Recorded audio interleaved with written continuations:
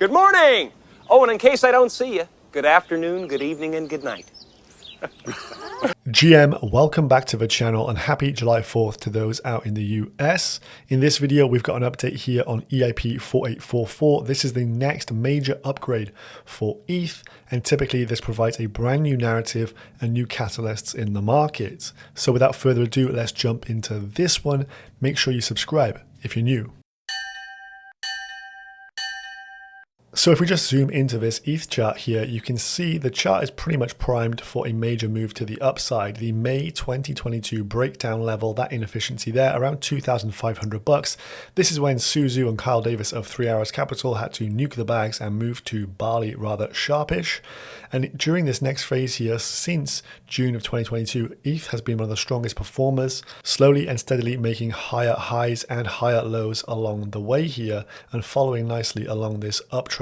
So 2K is the next major target, but we're going to get there very shortly, I predict. And then 2,500 is the next key level there, around a 30% move up. And with the bullish posturing more widely in the market and the bid that seems to be attracted to crypto right now, I expect this is where we're going to line up somewhere around this EIP 4844 going live. But when is this Cancun upgrade, Proto Danksharding? It's slated for half 2 of 2023. And some are predicting around maybe September, October, November time. But who knows? It's Ethereum, it's an upgrade. And so the timeline is as long as a piece of string. So Thor posted this just the other day, major key catalysts and narratives coming up. He posted this as number 2. I would suggest it's the number 1 narrative in the market. EIP 4844 with Proto Danksharding, one of the craziest names in crypto.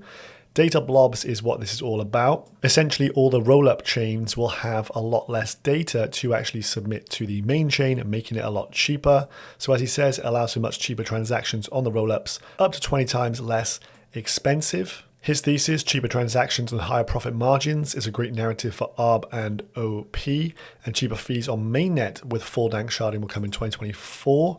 Do think about this though, if the transaction costs on Arbitrum and Optimism are a lot less, it'll be a better trading environment for individuals to start utilizing these, and there could be a lot more use cases that come out of the woodwork as a result of lower fee environments. As I'll show you in just a second, the current transaction fees on the L2s are not all that cheap.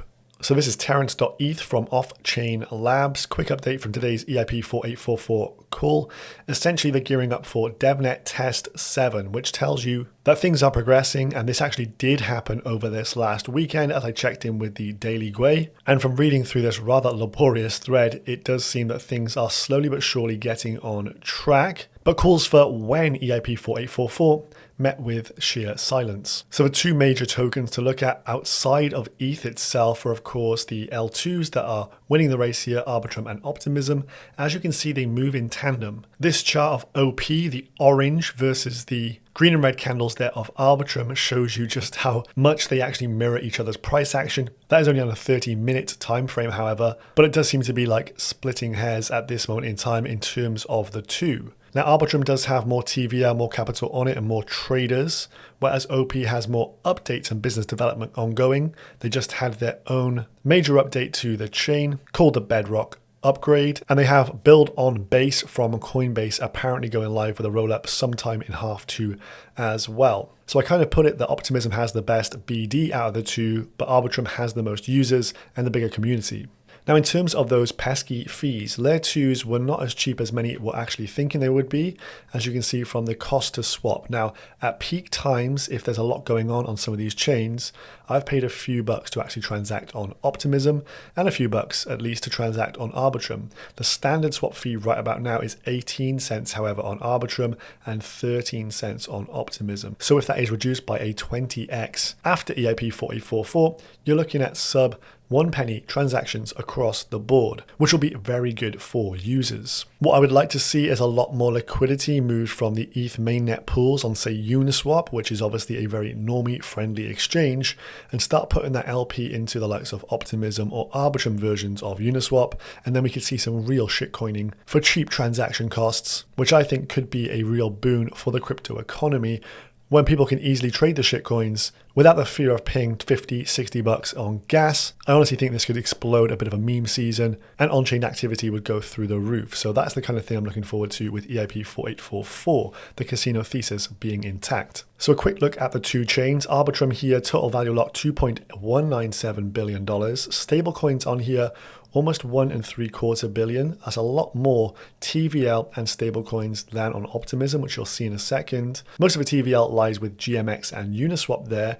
Radiant, definitely one to keep an eye on as well. A lending market 2.0 versus Aave, the kind of incumbent 1.0. And as we go down here, the first native DEX on Arbitrum was Camelot here, 81 mil in TVL. Now looking at Camelot Grail, if the amount of swaps is going to go through the roof with this upgrade, this will obviously be a home of a lot of that trade. And it did very well at the start of this year. Let's just go to the max chart here and look at the market cap.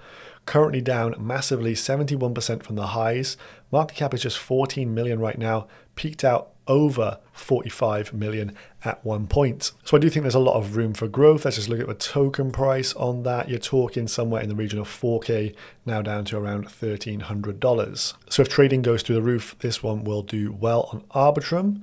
Also on Arbitrum, we have Radiant. This one got listed on Binance and that really exploded it. It has a ton of TVL as well and is a very popular lending market. This is one definitely not to sleep on. Current market cap, $82 million.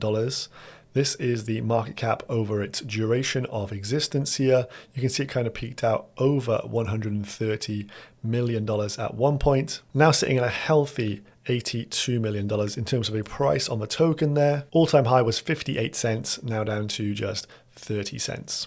So a couple of ARB bags to maybe have on your radar. Then over to Optimism here. TVL is currently $852 million. The stablecoin market cap 641. So we're looking at kind of a third of what Arbitrum has. But I expect this will significantly increase when Coinbase goes online, as that should bring in a lot of normie investors and make a lot of people comfortable with trading on chain. TVL is dominated here by Velodrome in number 1, Synthetics in number 2. Synthetics powering the Quenta Perps exchange, which we'll look at in just a sec. But first off, Velodrome here. Again, this one is under 10 cents, market cap just $15 million. Velo did have a bit of a season of its own previously, and from the market cap there, it reached over $43 million. Down now to just 15. That is a huge retracement of somewhere around 64%.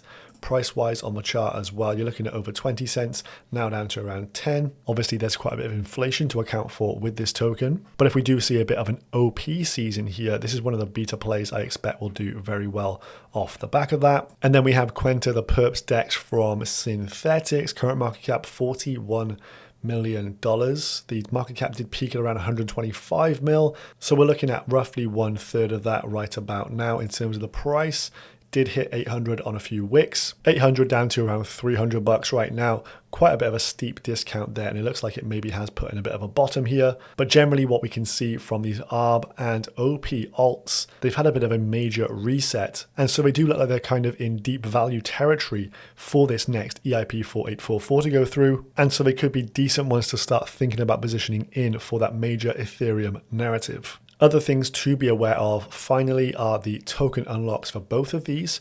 Arbitrum's slightly better than OP here. As you can see, if we just go down to this upcoming event, the next major event is not until the 16th of March next year, where it literally almost doubles in circulating supply there, up 87%. And scrolling down to the chart here, there is daily emissions ongoing for Arbitrum. But as I say, until we really hit the kind of next halving, this really kicks in and there's a lot of inflation coming. But the tokenomics looking a little bit better than Optimism here. If we just go down to this upcoming event, 30th of July, 25 days out, and an additional 3.75% of circulating supply will hit the market, worth $32 million.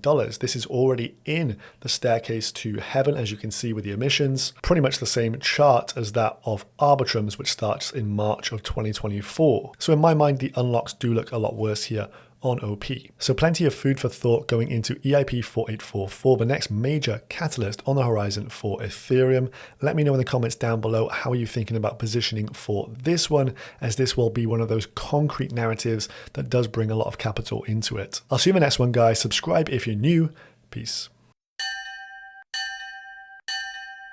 But you didn't short it, did you? So can get the Ethereum Foundation to sell about 70,000 ETH, like basically at the top, and that's doubled our runway now. So, and it was one good decision that had a lot of impact, but did not short.